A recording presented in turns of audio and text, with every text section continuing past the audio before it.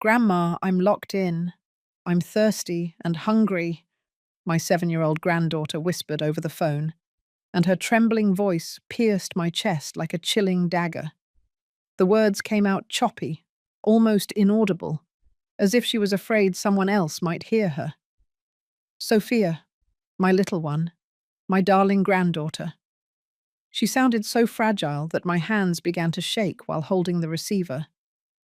Grandma, please come, she repeated in a broken thread of a voice, and I could hear the sound of her rapid breathing on the other end of the line. The phone almost slipped from my grasp as I tried to process what I had just heard. It was past midnight. The rain was beating violently against the windows of my small house in Queens, New York, and the wind was howling as if predicting a tragedy. My heart was pounding so loudly I could hear it in my ears, and a feeling of absolute panic took hold of every fibre of my being. Sophia had never called me this late, much less with that desperate voice that I couldn't get out of my head. The line crackled with static, but I could perfectly hear every muffled whimper that came from her throat. Grandma, I can't get out of the room, she continued sobbing, and I could hear her trying to stifle her cries. Mom and Hank left and locked the door. I'm very thirsty, Grandma, and my stomach hurts. Her words dug into my soul like knives, and I felt the blood turn to ice in my veins. Diane, my own daughter, had locked her 7-year-old child in as if she were an animal. I couldn't believe what I was hearing, but Sophia's broken voice was too real to be a nightmare. My knees trembled, and I had to lean against the wall to keep from collapsing. How long have you been locked in there, my love? I managed to ask with a choked voice, trying to stay calm so I wouldn't scare her more. Since they left this morning, Grandma. They didn't give me breakfast, and I only drank water from the bathroom because I was so thirsty. My stomach clenched with pain and rage at hearing those words. 12 hours. My 7-year-old granddaughter had been locked in for 12 hours without food, abandoned by her own mother. Tears began to stream down my cheeks as I gripped the receiver tightly, as if I could transmit all my love through the phone line. Listen to me closely, Sophia, I said, trying to sound calm, though my voice was shaking with fury. Grandma is coming right now. Stay near the phone and don't open the door to anyone but me. Do you understand? Yes, Grandma, she murmured in a voice so tiny it broke my heart into 1,000 pieces. Without wasting another second, I hung up the phone and ran to my bedroom to find my car keys. My hands were shaking so much I could barely hold them, but the adrenaline gave me strength I didn't know I had. I put on the first jacket I found and ran out into the torrential rain that was falling over the city like tears from the sky. The icy wind hit my face as I opened the car door, and my numb fingers struggled to turn the ignition. Diane's house was 20 minutes from mine, but that night it felt like it was on another planet. The streets were deserted, barely lit by the yellowish light of the street lamps that flickered weakly in the darkness. As I drove at full speed through the drenched streets, I couldn't stop thinking about Sophia's voice. How had my daughter come to be the kind of mother who locks in her own child? Where had I failed as a mother to raise someone capable of such cruelty? The questions tortured me as the raindrops hit the windshield like bullets. Diane's house appeared before my eyes like a sinister shadow outlined against the black sky. All the windows were dark, and the front yard looked abandoned, with overgrown grass and dry leaves scattered everywhere. It was as if the house itself had died inside, just like my daughter's heart. I parked the car in front of the house and ran out into the rain that soaked me in seconds. The cold seeped into my bones, but nothing mattered more than getting to Sophia. My feet splashed in the puddles as I ran towards the front door, and the sound of water hitting the pavement mixed with the frantic beating of my heart. I rang the doorbell desperately. Once, twice, 3 times, but only the empty echo from inside the house answered me. Of course, no one was home. Diane and Hank had left, leaving my granddaughter locked in like an animal. I tried turning the knob of the front door, but it was locked. My hands trembled as I searched my purse for the emergency key Diane had given me years ago. The key turned in the lock with a metallic click that resonated in the nighttime silence. I opened the door and entered the house, submerged in a total darkness that smelled of dampness and neglect. The air was stale, as if no one had opened a window in days. I fumbled for the light switch, and when the living room lit up, what I saw made my stomach turn. The house was an absolute disaster. There were dirty dishes piled up on the dining room table, with food scraps that were already beginning to rot. The sofa was covered in thrown-off clothes, and on the floor were empty beer cans and ashtrays overflowing with cigarette butts. It was as if Diane and Hank had stopped being responsible adults and had become irresponsible teenagers. "Sophia, it's Grandma," I shouted as I ran down the hallway toward the bedrooms. My voice broke with emotion when I heard her answer from the back of the house. "Grandma, I'm here." Her voice sounded so weak and distant that I had to hold back the tears so I wouldn't collapse right there. I ran to her room and found the door closed with a padlock on the outside. A damn padlock, as if my granddaughter was a prisoner in her own house. My hands shook with rage as I looked for something to break it with. I found a hammer in the garage, and I ran back to free my little one. The metal of the padlock snapped after 3 solid blows, and when I opened the door, my heart shattered. Sophia was sitting in a corner of her bed, curled up like a wounded little animal, with her pink dress dirty and wrinkled. Her hair was tangled, and her eyes were swollen from crying so much. Her lips were dry and cracked, and when she saw me, she launched herself into my arms with desperate force. "Grandma, I thought you weren't going to come," she sobbed against my chest while I hugged her with all the strength I had. Her small body trembled like a leaf, and I could feel how thin she was, as if she had lost weight in the last few days. My poor little granddaughter had lived a nightmare that no child should ever experience. "I'm here now, my love. It's all over," I whispered in her ear as I stroked her tangled hair. I rocked her in my arms, as I had when she was a baby, trying to convey all the security and love she hadn't received from her own mother. Her tears soaked my jacket, but nothing in the world mattered more than comforting her. The room was dim, barely lit by the light coming in from the hallway. I could see an empty glass of water on her nightstand, and some toys scattered on the floor, as if she had tried to entertain herself during the long hours of confinement. The window was securely locked, turning the room into a true prison. "Are you hungry, sweetheart?" I asked in a gentle voice as I pulled her back slightly to look into her eyes. Her brown eyes, just like mine, looked at me with a mixture of relief and sadness that broke my soul. "Yes, Grandma, I'm very hungry. I only had a piece of toast yesterday," she murmured in a voice hoarse from crying so much. Yesterday.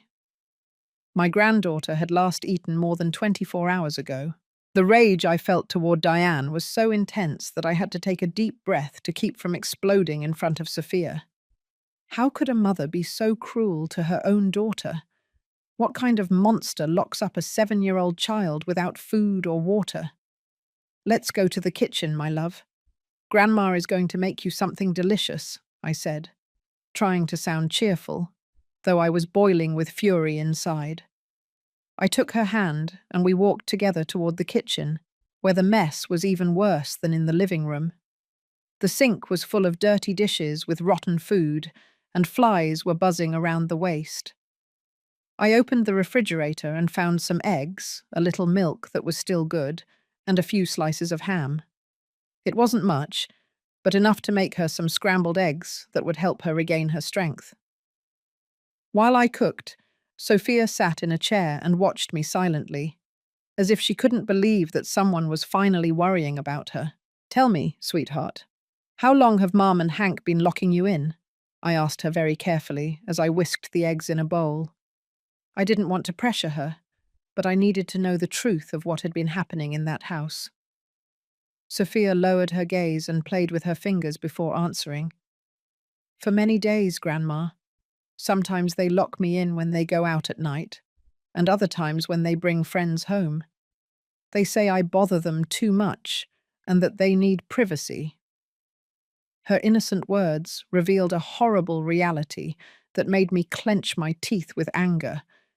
A 7-year-old child doesn't bother anyone, except parents who have completely lost their way. And what about school, my love? Have you been to class? I continued asking as I served the scrambled eggs onto a clean plate I found after searching through the mountain of dirty dishes. I haven't been for a week, Grandma. Mum says I'm sick, but I feel fine. I'm just hungry and sleepy all the time. 1 week without school. Diane had been lying to the school authorities while keeping Sophia a prisoner in her own home. This was no longer just negligence. It was systematic child abuse that needed to be reported immediately. But first, I had to make sure my granddaughter was safe. Eat slowly, sweetheart. Don't hurt yourself, I said as I placed the plate in front of her. Sophia devoured the eggs as if she hadn't eaten in weeks, and she asked for a glass of water that she drank in a single gulp. Seeing my own granddaughter in such need filled me with a steely determination I hadn't felt in years. While she ate, I walked to the kitchen window and looked out at the deserted street. The rain had stopped, but the sky was still black and menacing. I knew Diane and Hank would return at some point, and when they did, they would have to face me. This time, I wasn't going to let them hurt my granddaughter anymore. After Sophia finished eating, I took her to the bathroom so she could take a warm shower. Her little body was dirty and smelled as if she hadn't bathed in days. As I filled the tub, she stood at the door, watching me with those sad eyes that broke my soul.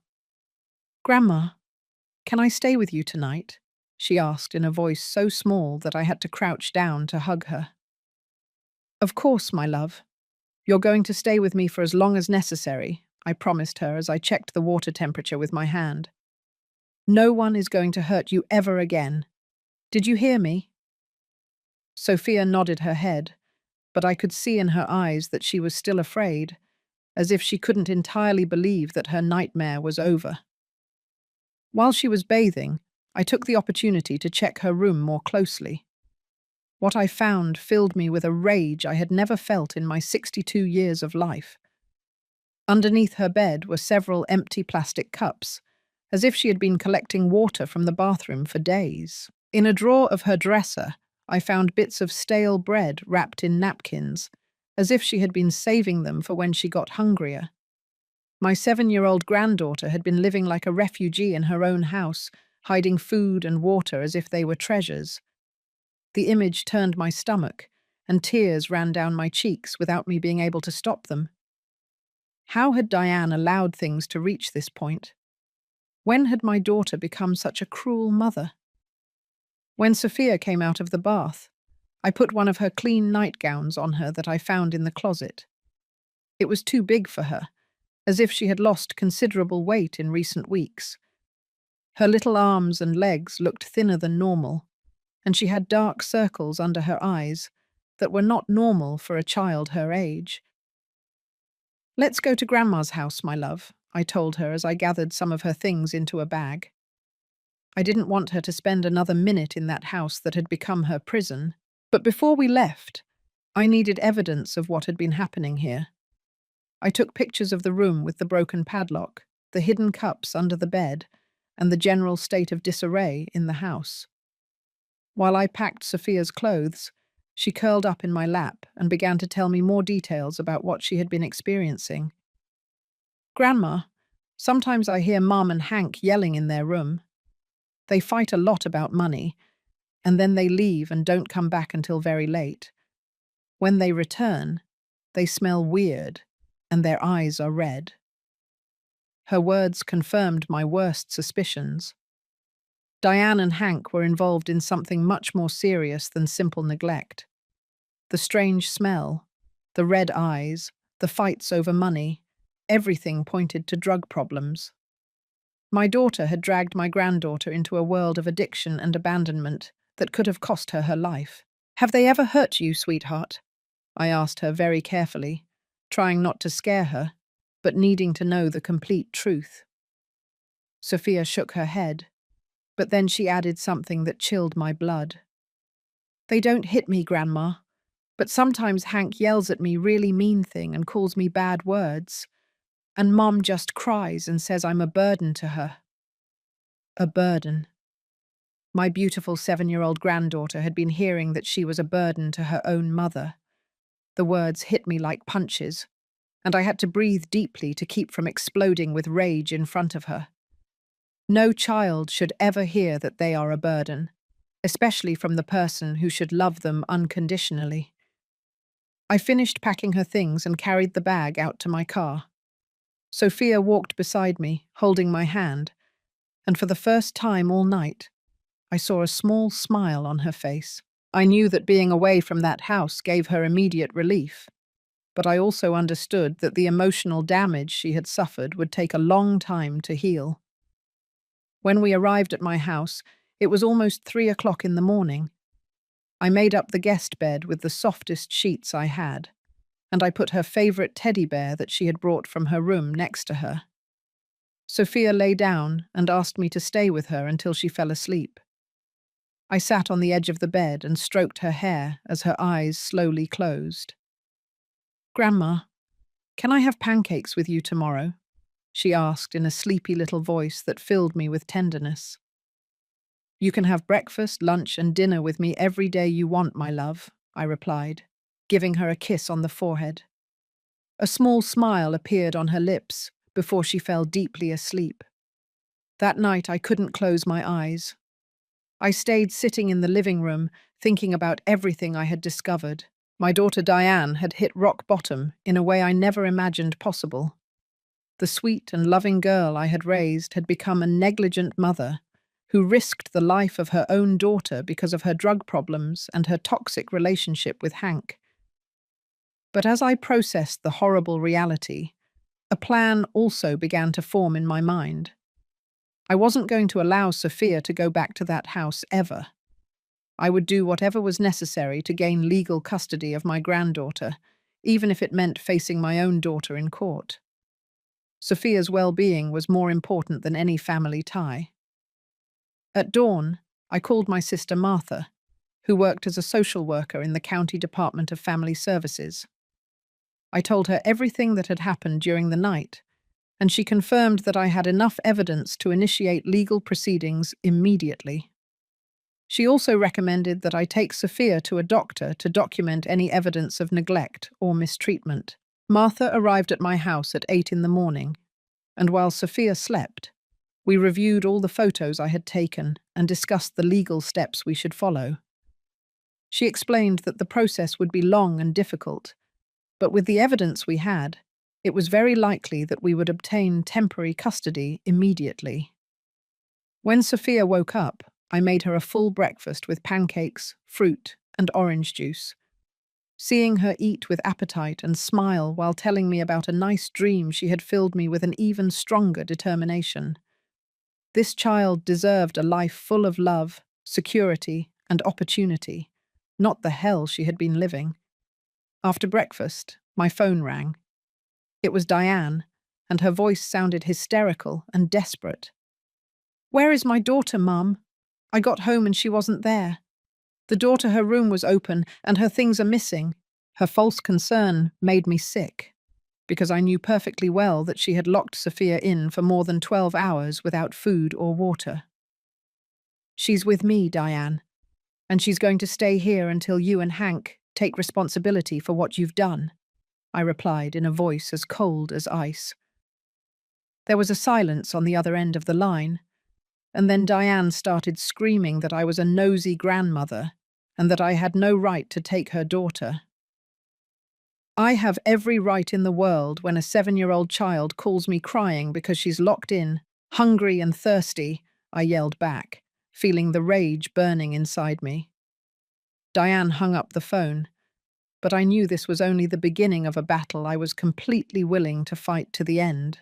2 hours after Diane's call, I heard the sound of a car speeding up to my house. I looked out the window and saw Diane getting out of her beat-up green car, followed by Hank, who was staggering as if he were drunk or under the effects of some substance. His red eyes and disheveled appearance confirmed my worst suspicions about his condition. Sophia was playing in her room when she heard the agitated voices coming from the yard. She immediately ran to me and clung to my leg, trembling like a leaf. "Grandma, I don't want to go with them," she whispered to me with tears in her eyes, and I hugged her, protecting her with my whole body. "Open this damn door, you nosy old woman," Hank shouted from outside, pounding on the door with his fists. "Give us the kid back right now or we're calling the cops." His threats made me laugh, because that was exactly what I wanted them to do. The more of a scene they made, the more evidence I would have of their irresponsible behavior. "I'm not opening up until you calm down and we can talk like civilized adults," I shouted back from inside, keeping Sophia behind me. Diane began crying hysterically, screaming that I had stolen her daughter and that I was a manipulative grandmother who meddled where she wasn't wanted. But when I mentioned that I had pictures of the room with the padlock and of the entire house in a deplorable state, Diane's tone changed completely. Her hysterical crying turned into desperate pleas. "Please, Mum, give her back to me. I promise we'll change. Hank won't drink anymore, and I'll be a better mother, I swear." Her empty promises reminded me of all the previous times she had promised to change. Since she got together with Hank 3 years ago, Diane had been in a downward spiral of lies, drugs, and negligence. Every time I tried to help her, she would scream at me to mind my own business. Now that the consequences had arrived, she wanted me to forget everything as if nothing had happened. After an hour of screaming and threats, they finally left. But not before Hank yelled that this wasn't going to end here, and that he would get even with me. His threats didn't scare me, but they did make me realize that I needed to act fast to legally protect Sophia. The next day, Martha accompanied me to family court to file an emergency temporary custody request. Judge Edward Reynolds, an older man with grey hair and a severe expression, carefully reviewed all the photographs and documents we had prepared. When he saw the images of the room with the padlock, his face visibly hardened. We also presented the testimony of Dr. Robert Miller, who had examined Sophia that same morning. His medical report documented clear signs of mild malnutrition, dehydration, and severe emotional stress. The doctor had found that Sophia was underweight for her age and showed symptoms typical of prolonged parental neglect. The judge listened attentively as I recounted the events of that terrible night. I told him about Sophia's desperate call, about finding her locked in with a padlock, and about the deplorable conditions she was living in. My voice broke several times during the testimony, especially when I described the water cups hidden under her bed. Diane and Hank arrived late for the hearing, and it was obvious that they had been consuming alcohol or drugs before appearing before the judge. Diane was wearing a wrinkled and stained yellow dress, and her hair looked like it hadn't been combed in days. Hank had glassy eyes and couldn't stand straight as he spoke. When the judge asked them why they had locked Sophia in with a padlock, Diane began to stammer incoherent excuses. She said it had only been for one night, that they had had a family emergency, and that I was exaggerating everything to make them look bad. Her lies were so obvious that even the court-appointed lawyer assigned to her seemed embarrassed. Hank, for his part, started yelling that I was a bitter old woman who wanted to steal Diane's daughter out of spite. His hateful words and aggressive behavior only confirmed to the judge that these two individuals did not have the emotional or mental capacity to care for a 7-year-old child. The most impactful moment of the hearing came when the judge asked to speak with Sophia privately in his chambers. My granddaughter, dressed in a clean pink dress I had bought her that morning, entered timidly, holding my hand. The judge crouched down to her level and spoke to her in a soft, paternal voice. "Where do you feel safest, little one? With Mum or with Grandma?" he asked very gently. Sophia looked at me for approval, and when I smiled and nodded, she responded in a clear little voice. "With Grandma. I'm scared and hungry at Mum's house. Grandma gives me food and hugs me when I have nightmares." Those innocent yet devastating words sealed the fate of the hearing. The judge returned to his bench with a serious expression and announced that he was granting emergency temporary custody in my favor for an initial period of 6 months. Diane collapsed, crying in her chair, while Hank started shouting obscenities that caused the security guards to remove him from the courtroom. In addition to granting me custody, the judge ordered that Diane and Hank submit to immediate toxicological tests and complete a drug rehabilitation program before they could request supervised visits. He also ordered that the house be inspected by social services before considering any family reunification. When we left the courthouse, Sophia took my hand and asked if this meant she could stay with me forever. "It's not forever yet, my love, but you're going to be safe with me for a long time," I explained, as we walked towards my car. Her little eyes lit up with a joy I hadn't seen in months. That night, as I prepared dinner for the two of us, I received a call from my sister Nora, who lived in another state, but had heard about the situation through Martha. She offered me her complete support and told me that if I needed money for legal expenses or to care for Sophia, she was willing to help without hesitation. My family's solidarity filled me with hope, but it also made me reflect on how Diane had come to be so alone and lost. For years, she had rejected our help and had become increasingly isolated, especially after meeting Hank. Now I understood that her addiction had turned her into a person I no longer recognized. But as I watched Sophia eating calmly and telling me about the butterflies she had seen in my garden, I knew I had made the right decision.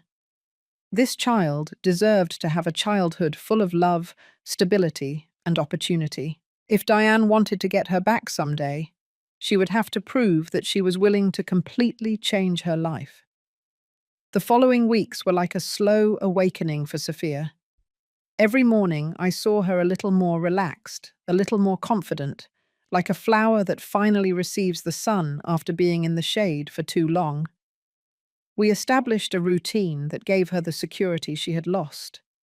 Breakfast at 7 o'clock, games in the yard, lunch together, and in the afternoons I would read her stories while she drew at her new coloring table. But not everything was easy. During the nights, Sophia had terrible nightmares that made her wake up screaming.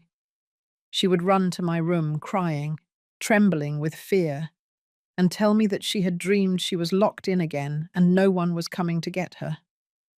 Those nights I stayed awake hugging her, whispering lullabies until she fell back asleep.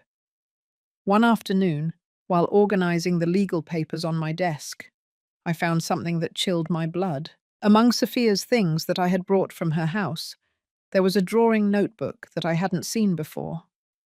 When I opened it, I discovered pages full of drawings that revealed the true dimension of the horror my granddaughter had lived. In one of the drawings, there was a little girl locked in a dark room, crying behind a closed door. In another, the same girl was lying on a bed, while two large figures shouted outside her room. The colors she had used were all dark, black, brown, grey, as if her world had lost all joy and light. But the drawing that impacted me the most showed an older woman arriving in a white car in the rain. It was me, coming to rescue her that night. In this drawing, for the first time, she had used bright colors: yellow for the light of my car, pink for my jacket, and green to represent hope. It was her way of processing the trauma, of making sense of that night that had changed her life forever. I took the drawings to Dr. Grace Miller, a child psychologist recommended by Sophia's pediatrician. Dr. Miller was a middle-aged woman with a warm smile who immediately made my granddaughter feel comfortable.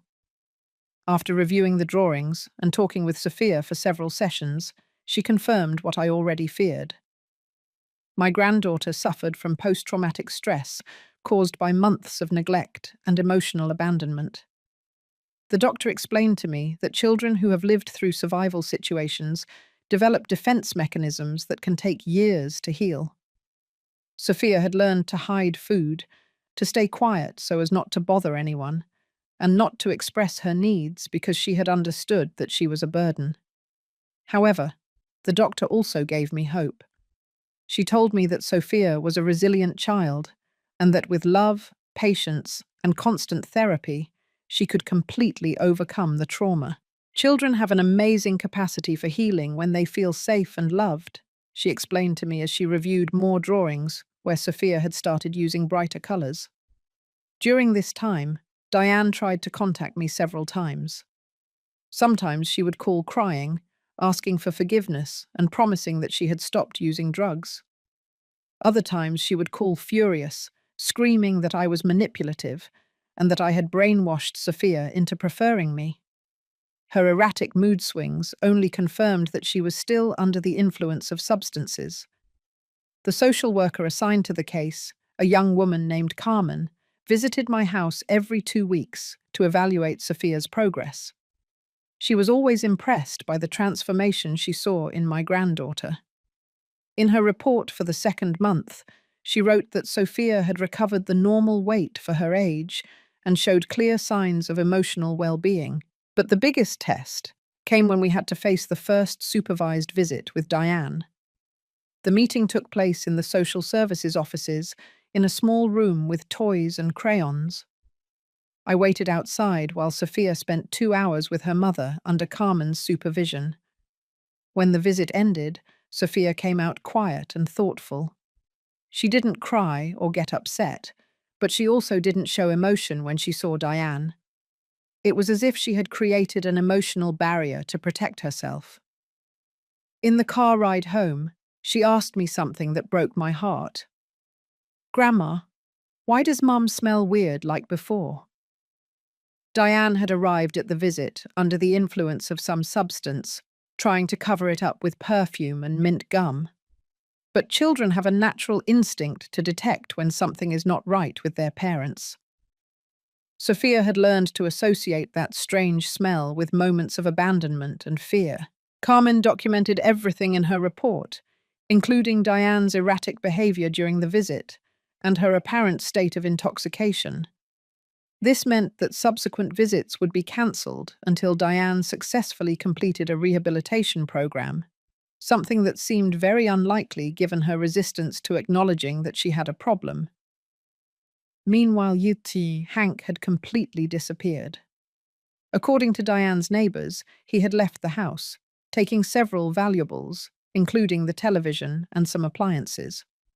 Apparently, he had decided that a child and an addicted woman were too much responsibility for him. His abandonment, though cruel, was actually a blessing in disguise. One afternoon, while Sophia was playing in the yard with her new pink bike that I had bought her, I received an unexpected visit. It was Jason, Diane's younger brother, who lived in another city and had just found out about the whole situation. He arrived with tears in his eyes and asked for my forgiveness for not having been present when Diane began to deteriorate. Jason told me that he had tried to help Diane several times in the past, but she always rejected him and told him she didn't need his help. He explained that Hank had completely isolated Diane from the family, convincing her that we were her enemies and that he was the only one who truly understood her. It was a classic abuser tactic, isolating their victims from their support networks. When Sophia saw her Uncle Jason, she ran to hug him with a genuine joy that filled me with hope. It was the first time she had seen someone from Diane's family since she had come to live with me, and her positive reaction confirmed to me that not all family memories were contaminated by the trauma. Jason stayed for dinner with us, and during the meal, Sophia told him about her new school, about the friends she had made, and about the swimming lessons she had started taking on Saturdays. It was as if she was showing off to someone important how much she had grown and changed in these months. That night, after putting Sophia to bed, Jason and I talked at length about Diane and what we could do to help her without compromising Sophia's well-being. He offered me a financial commitment for the legal expenses and promised to visit Sophia regularly so that she would have a healthy connection with her mother's family. Before he left, Jason hugged me and said something I will never forget. "Thank you for saving my niece, Cecilia. Diane is my sister and I love her. But Sophia is innocent and deserves a chance to be happy. You are giving her that opportunity, and our family will always be grateful to you." His words filled me with a deep peace, because they confirmed that I had made the right decision to fight for Sophia's custody. I wasn't destroying a family. I was saving a child and giving her the opportunity to grow up in an environment full of love and stability. 6 months after obtaining temporary custody, the time came for the definitive hearing that would determine Sophia's permanent future. The nerves were gnawing at me, even though my attorney, Richard Vance, had assured me that we had a solid case. During these months, I had meticulously documented every aspect of Sophia's recovery, from her medical reports to her perfect school grades. Diane had completed only 3 weeks of the 6-month rehabilitation program before abandoning it. According to the clinic's report, she had missed multiple sessions and had tested positive in 2 drug tests during her short stay. Her lawyer tried to argue that she had been sick, but the medical tests proved otherwise. The morning of the hearing, while dressing Sophia in her favorite yellow dress, she asked me something that deeply moved me. "Grandma, if the judge says I can stay with you, does that mean you're going to be my mum now?" Her innocent words filled my eyes with tears, and I explained to her that I would always be her grandmother, but that I could take care of her as if I were her mum for as long as necessary. In the courtroom, Diane presented with a completely different appearance than 6 months ago. She had lost even more weight, her hair looked dull and neglected, and she had deep, dark circles that spoke of sleepless nights and substance use. Her green dress was wrinkled and stained, as if she had just put it on directly from the floor. The most devastating testimony came from Dr. Grace Miller, who presented a detailed report on Sophia's psychological progress. She explained to the judge that my granddaughter had shown an extraordinary improvement in these 6 months, but that any return to the previous toxic environment could cause a severe and irreversible setback in her emotional development. When Diane had the opportunity to speak, her words were a total disaster. She began by blaming me for stealing her daughter, then contradicted herself by saying she had been sick but was fine now, and finally ended up yelling at the judge that everyone was conspiring against her. Her erratic and aggressive behavior only confirmed that nothing had changed in these months. The social worker, Carmen, presented her final report, which included testimonials from Sophia's teachers, our neighbors, and the pediatrician who had been treating her. Everyone agreed that Sophia had flourished under my care and showed clear signs of emotional and physical stability that she hadn't had before. But the most important moment came when the judge asked to speak with Sophia privately again. This time, my granddaughter entered the judge's chambers with much more confidence than the first time. She had grown considerably in these months, not only physically but also emotionally. Her eyes no longer showed the constant fear they had before.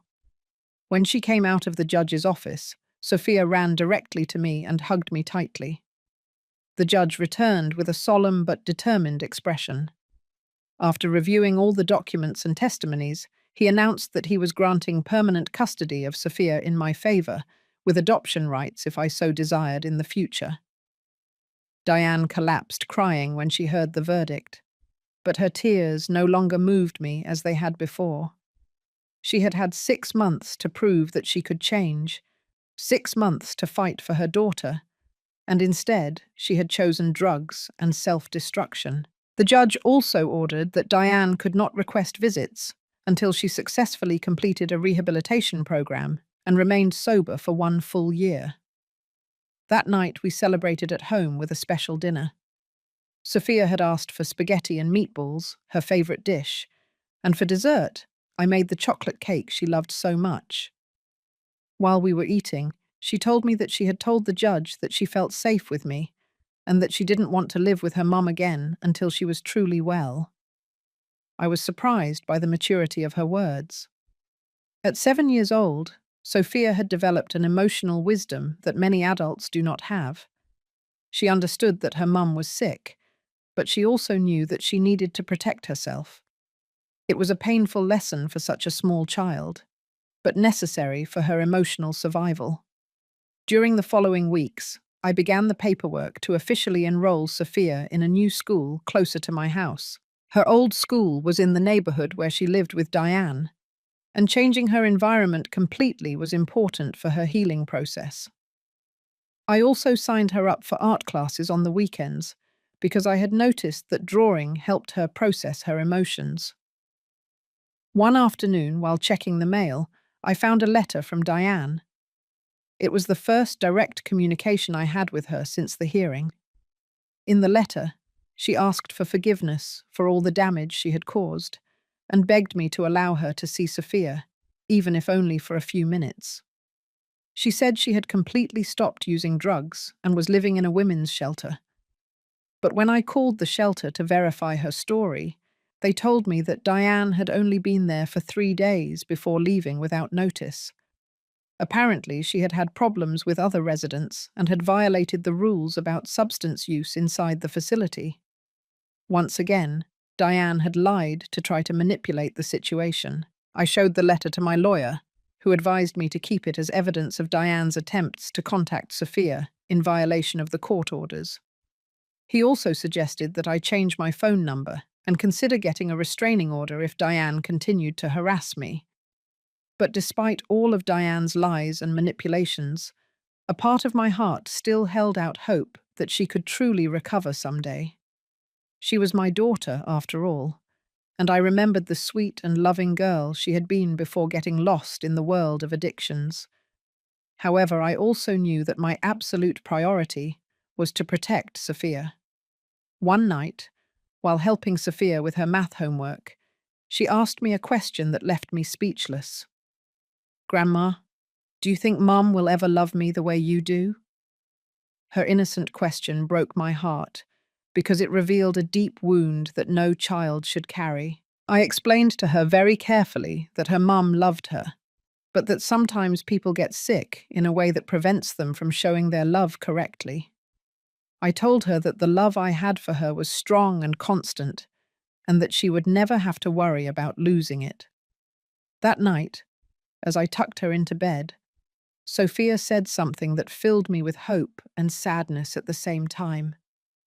"Grandma, I think God sent me to you because he knew I needed a mom who wasn't sick."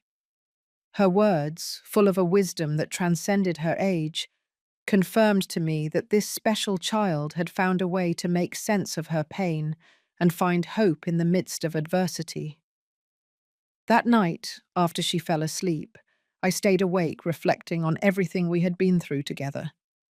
In less than 1 year, Sophia had transformed my life as much as I had transformed hers. She had given me a renewed purpose and had taught me that true love sometimes requires making difficult and painful decisions. 1 year after obtaining permanent custody, life with Sophia had found a beautiful and stable rhythm. My granddaughter had grown so much physically and emotionally that sometimes I found it hard to believe she was the same terrified child I had rescued that rainy night. Her nightmares had decreased considerably, and now she woke up singing instead of screaming with fear. Sophia had developed a passion for painting that filled me with pride. Her drawings no longer showed dark rooms or menacing figures, but gardens full of flowers, bright rainbows, and happy families. Dr. Grace had explained to me that this change in her art was a clear sign that she had successfully processed much of her trauma. One Saturday morning, while we were having pancakes with syrup, Sophia asked me a question I had been waiting for weeks. "Grandma, can I call you Mum?"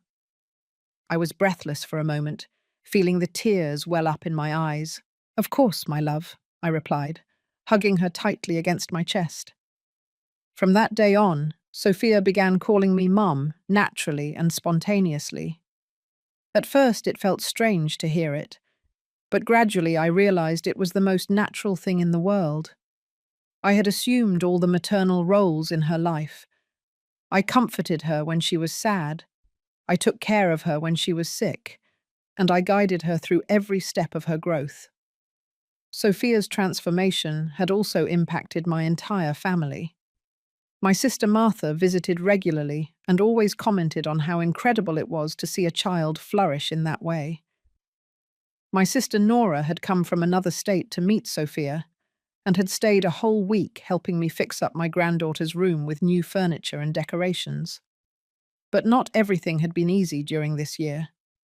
Diane had appeared several times at unexpected moments, always in a pitiful state that confirmed her addiction had worsened instead of improved. Once I found her standing outside Sophia's school, waiting for her to get out of class.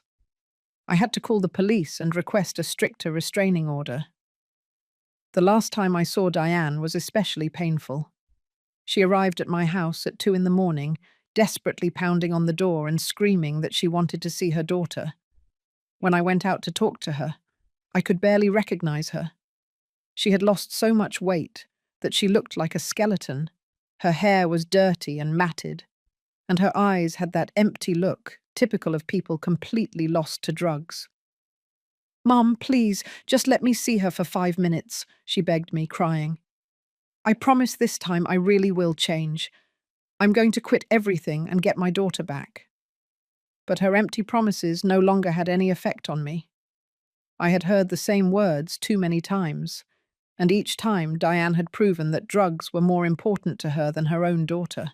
I firmly told her that she couldn't see her until she completed real treatment and stayed sober for at least 1 year. Diane started screaming that I had turned Sophia against her, that I was a manipulative grandmother, and that someday she would get even with me. Her threats no longer scared me, but they deeply saddened me to see what my daughter had become.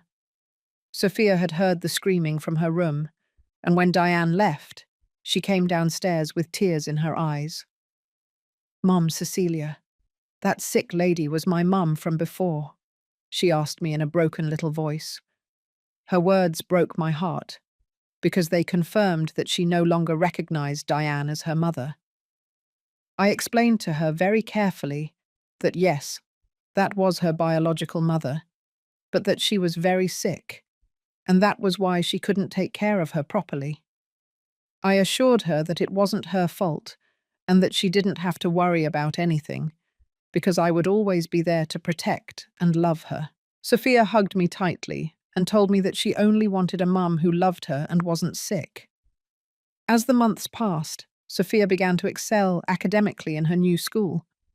Her teachers constantly commented on how intelligent and diligent she was, and how she had developed a cheerful and sociable personality that was contagious to all her classmates.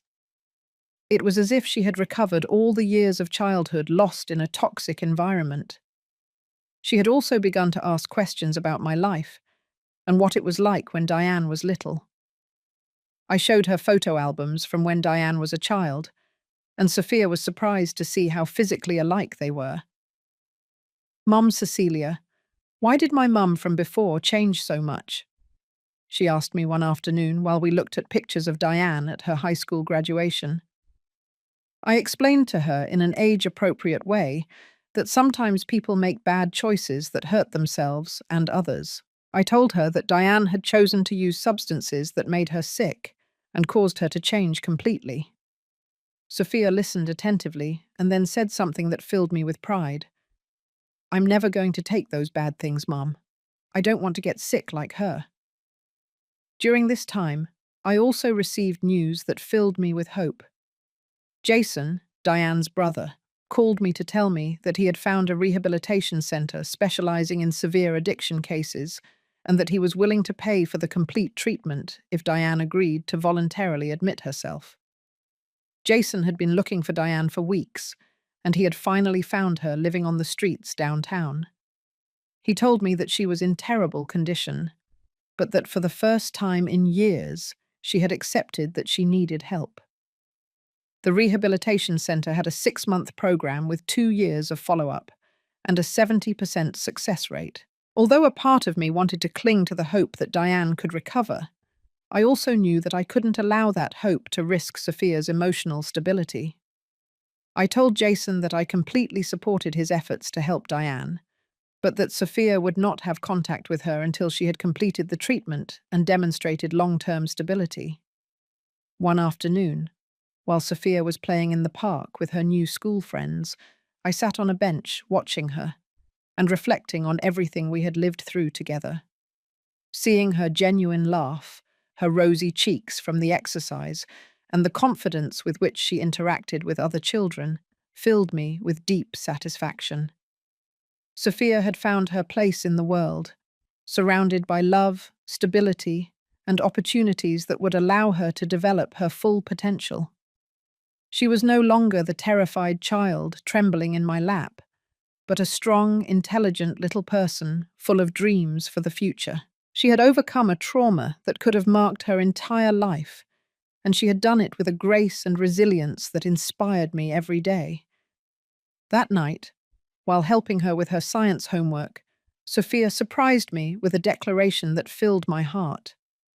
"Mom Cecilia, when I grow up, I want to help children who are sad like I was before. I want to be a doctor for broken hearts, so that other children can be happy too." Her words confirmed to me that all the pain and legal battles had been worth it. Sophia had not only healed from her trauma, but she had found a way to transform her experience into a life purpose that could help other children in similar situations. 2 years after that conversation about helping other children, Sophia had grown into an extraordinary 10-year-old girl. Her personality had completely blossomed, showing a unique combination of compassion, intelligence, and determination that filled me with pride every day. Her grades were excellent. She had developed a natural talent for painting and had become the natural leader of her group of friends. One spring afternoon, while returning from her piano lesson, Sophia asked me a question I had been waiting for. "Mom Cecilia, do you think my mum from before has recovered from her illness yet?" Jason had been keeping me informed about Diane's progress at the rehabilitation center, and the news was hopeful for the first time in years. Diane had successfully completed the 6-month program and had remained sober for 8 additional months. According to Jason, she had gotten a part-time job at a flower shop, was living in a small but clean apartment, and religiously attended support meetings. For the first time in years, she seemed to have found genuine stability. The rehabilitation center had recommended that Diane write letters to Sophia as part of her healing process, without expecting a response, simply as a way to process her guilt and express her feelings. For the last few months, she had been sending weekly letters that I carefully read before deciding if they were appropriate for Sophia. The first letters had been full of desperate apologies and grandiose promises that reminded me of the manipulative Diane from before. But gradually, the tone had shifted towards something more mature and reflective. She began to write about her recovery process, about the things she had learned about herself, and about how proud she was of Sophia, without asking for anything in return. In her most recent letter, Diane had written something that deeply moved me. "My dear Sophia, every day I spend sober is a day that brings me closer to being the mother you deserve. I don't expect you to forgive me, and I don't even expect you to want to see me someday. I just want you to know that the love I feel for you is what keeps me strong when things get tough. Your Grandma Cecilia is an angel who saved you when I couldn't." After much reflection and several consultations with Dr. Grace, I decided that it was time to talk seriously with Sophia about the possibility of having some kind of controlled contact with Diane. I needed to know how my granddaughter felt about it, without pressuring her in any direction. One night, after dinner, we sat in her room and had a conversation I will remember forever. I explained that Diane had been working very hard to recover from her illness, and that she might be ready to meet her again, but only if Sophia wanted to and felt ready. Sophia listened attentively, playing with one of her dolls as she processed the information. After several minutes of silence, she looked at me with those intelligent eyes that so reminded me of mine and said, "Mom Cecilia, do you think she won't hurt me anymore?" Her direct question broke my heart, because it revealed that, despite her young age, she perfectly understood the risks involved. I assured her that I would never allow anyone to hurt her, and that any meeting with Diane would be in a safe place, with professional supervision, and that she could stop it at any time if she felt uncomfortable. I also explained that she didn't have to decide anything immediately, and could take all the time she needed to think. Sophia asked me to see some of the letters Diane had written, especially the most recent ones. As she read them, I could see how she processed her biological mother's words, asking mature questions about the meaning of certain phrases. "Mom Cecilia, why does she say she doesn't expect me to forgive her? Does that mean she did something very bad?" I explained carefully that Diane understood that she had made decisions that hurt her, and that she was now trying to be responsible for those decisions. I told her that forgiveness was something very personal, and that she didn't have to forgive anyone if she didn't feel ready or didn't want to. After 1 week of reflection, Sophia surprised me with her decision. "Mom, Cecilia, I think I want to meet the lady who was my mum before, but only if you are with me the whole time. And if she tries to take me, or makes me feel bad, we leave immediately." Her maturity and her ability to establish clear boundaries filled me with pride. I contacted Dr. Grace to organize the meeting in the safest possible way for Sophia. We decided it would be in the doctor's office, with her present throughout the entire meeting, and that it would last only 30 minutes for the first time.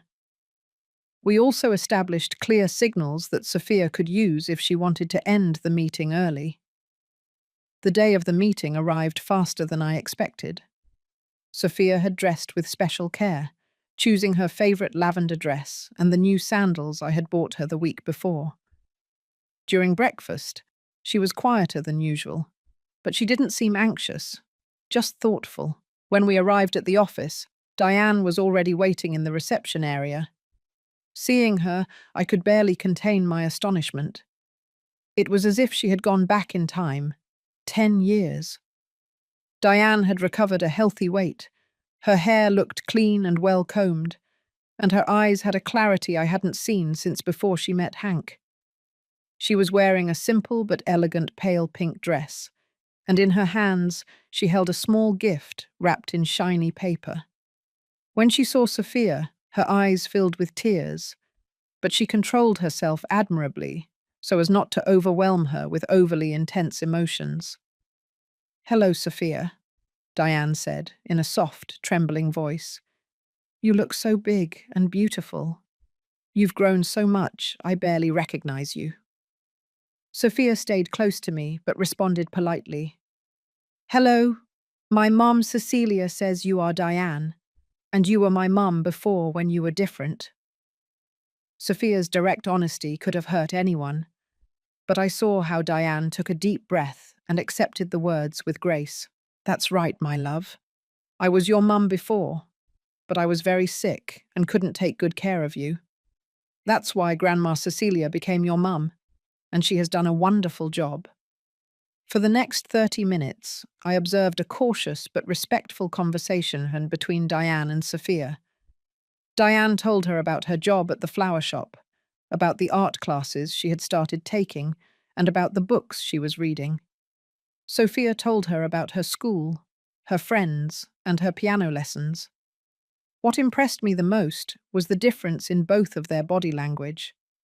Diane maintained a respectful distance without trying to force physical contact or emotional intimacy.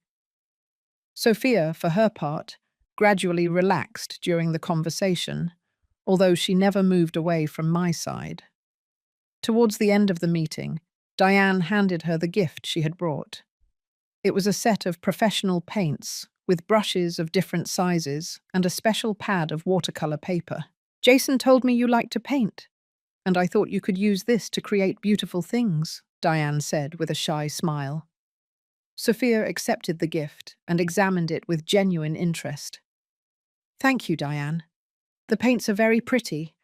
I'm going to make a picture of Mom Cecilia's garden," my granddaughter replied with polite gratitude.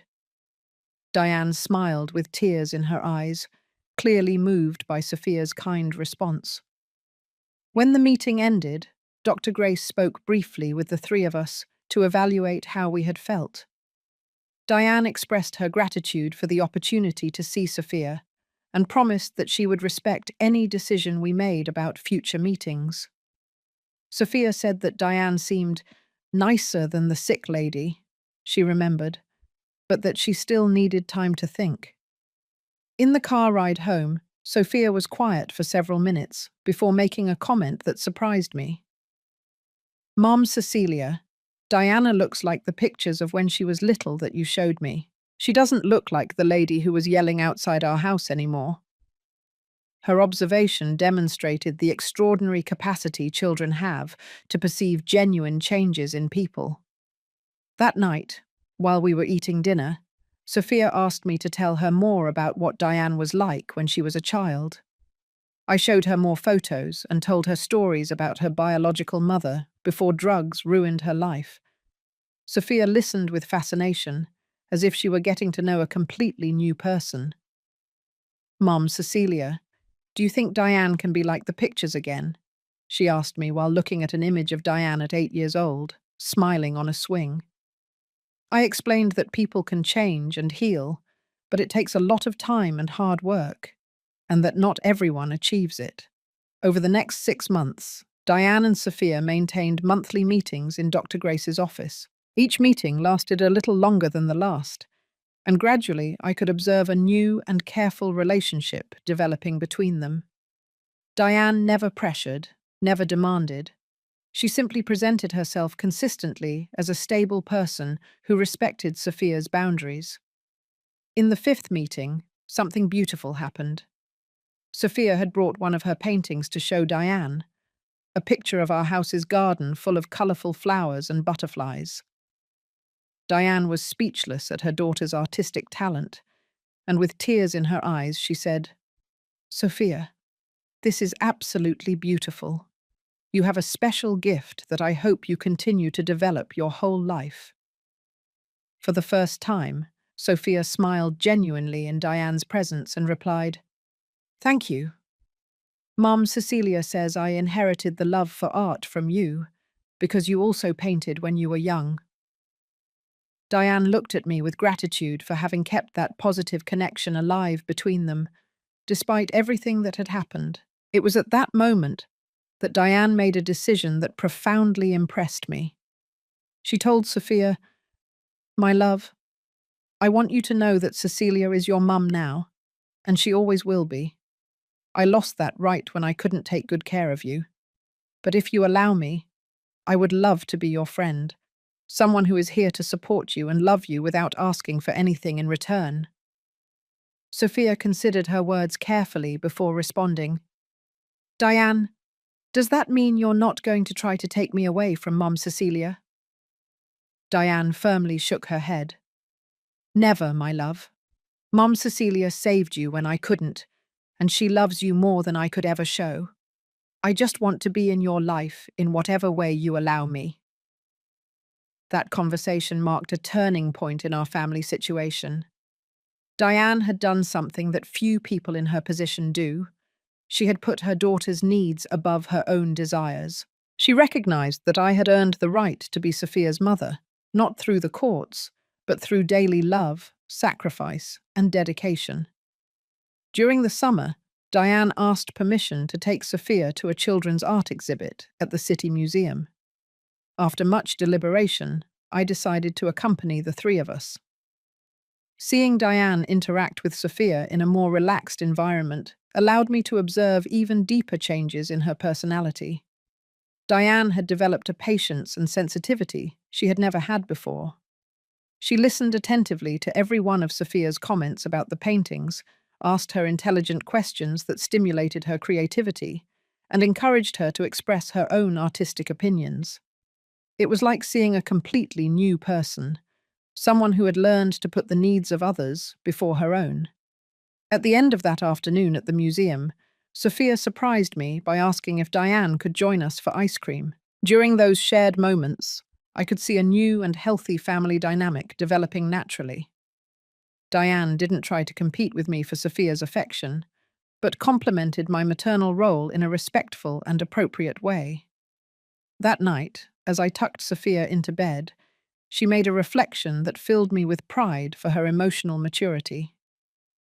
Mom Cecilia, I think Diane is a good person now. She doesn't smell weird or have sad eyes like before. Do you think we can be friends like she said? I explained that relationships take time to develop, but that if she felt comfortable, we could continue seeing Diane occasionally.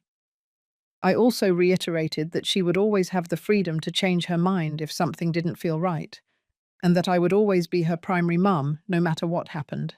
1 year after that first controlled meeting, the time came for an important decision. Diane had maintained her sobriety for 2 full years, had demonstrated consistent emotional and financial stability, and had respected all the boundaries we had established.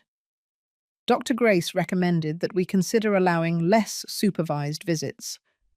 Sophia, who was now 11 years old, had developed a genuinely affectionate relationship with Diane.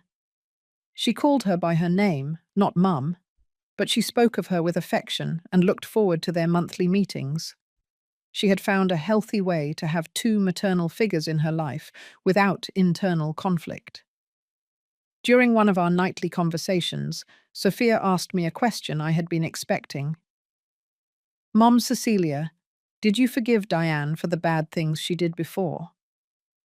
Her direct question made me reflect deeply on my own feelings toward my daughter. I explained that forgiveness is a long and complicated process, but that seeing Diane's genuine efforts to change, and especially seeing how respectful she had been of our relationship, I felt that I had forgiven her.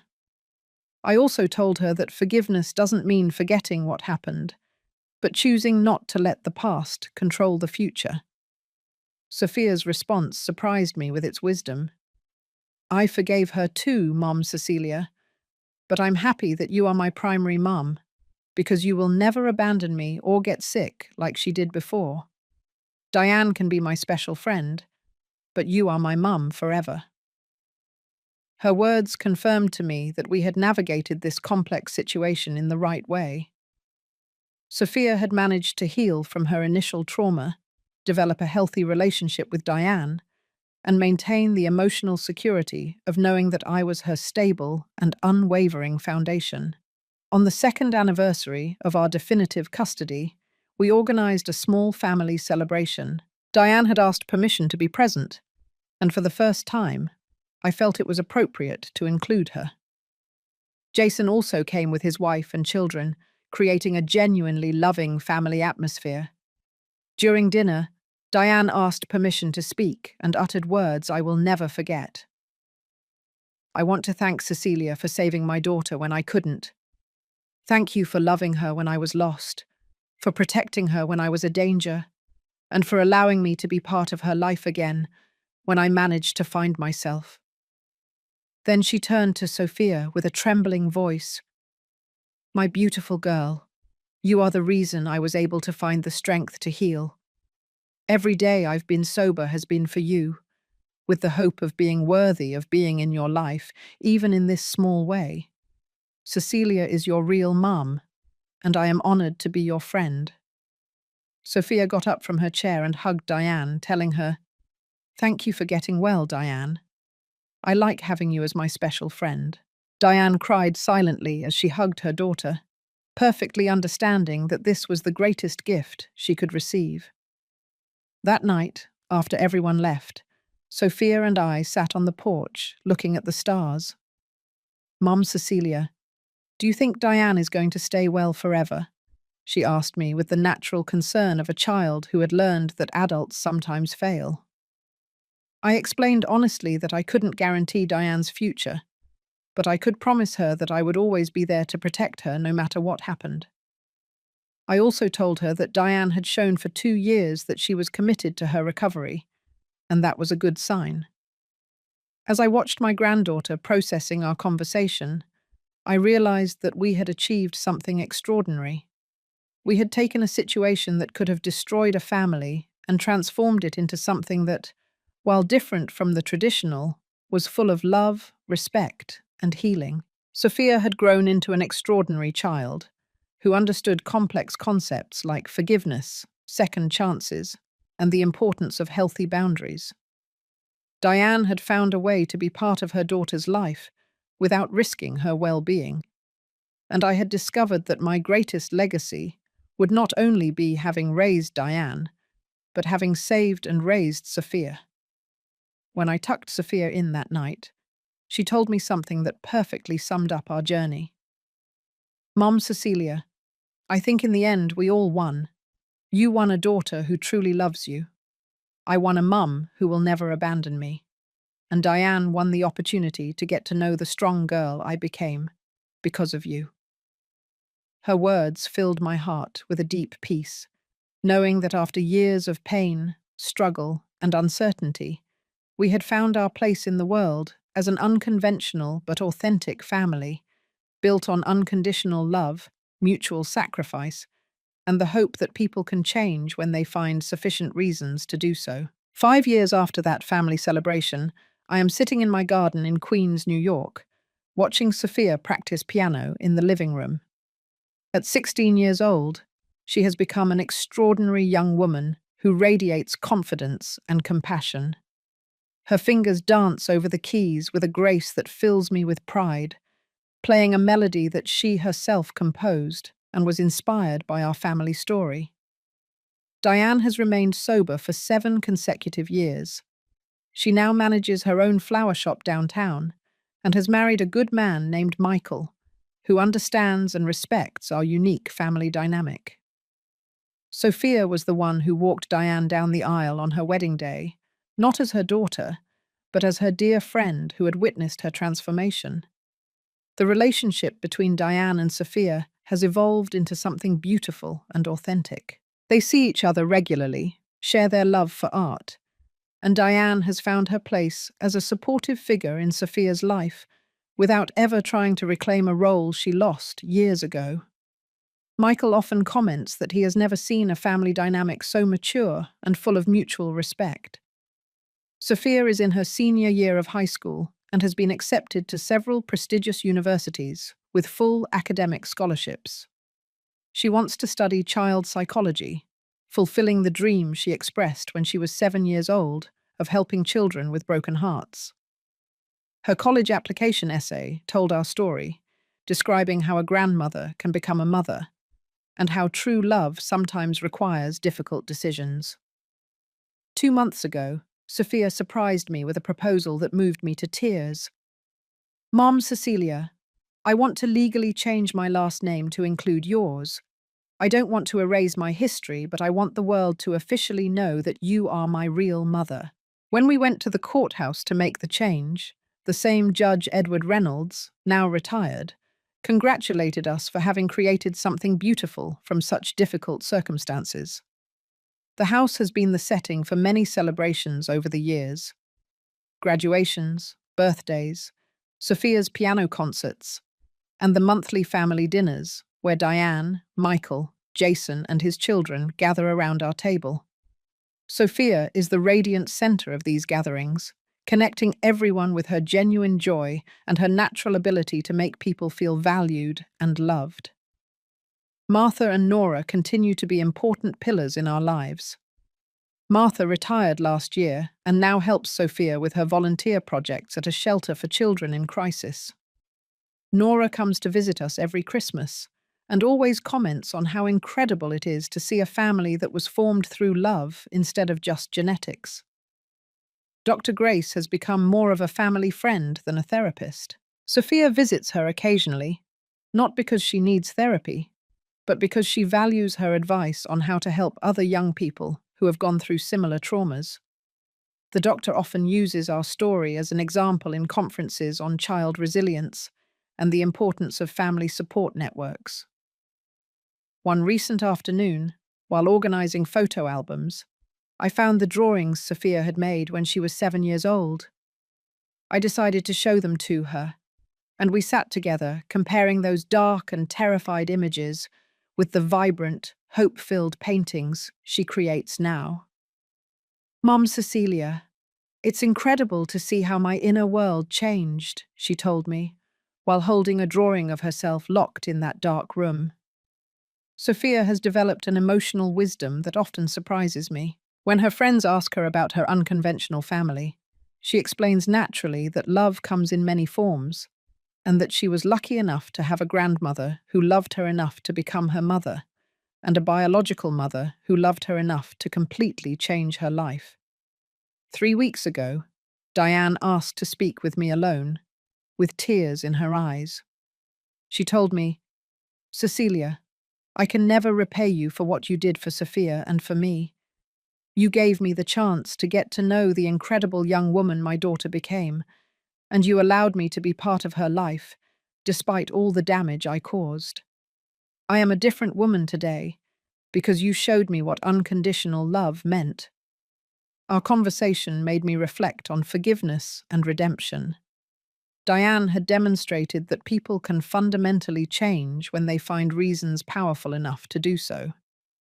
Her love for Sophia had been that reason, and my willingness to give her a second chance had made her transformation possible. This morning, as I prepared breakfast, Sophia came downstairs with a radiant smile and hugged me, as she has every morning for the last 9 years.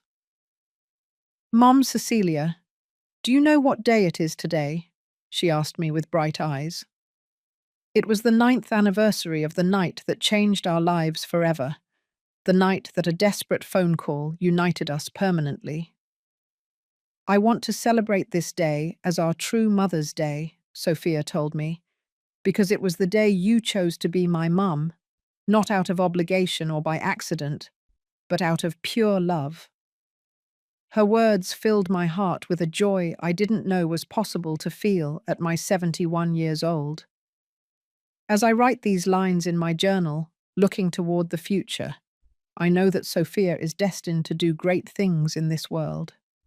She will carry with her the lessons of resilience, compassion, and hope that we learned together during these years. And when she helps other children who have lost their way, she will give them the same thing I gave her: unconditional love, and the promise that there will always be someone willing to fight for them. Our story began with a desperate call in the middle of the night, but it became a testament to the transformative power of love, the importance of second chances, and the truth that the strongest families are not always those who are born, but those who are chosen and built it day by day with dedication, sacrifice, and unwavering hope.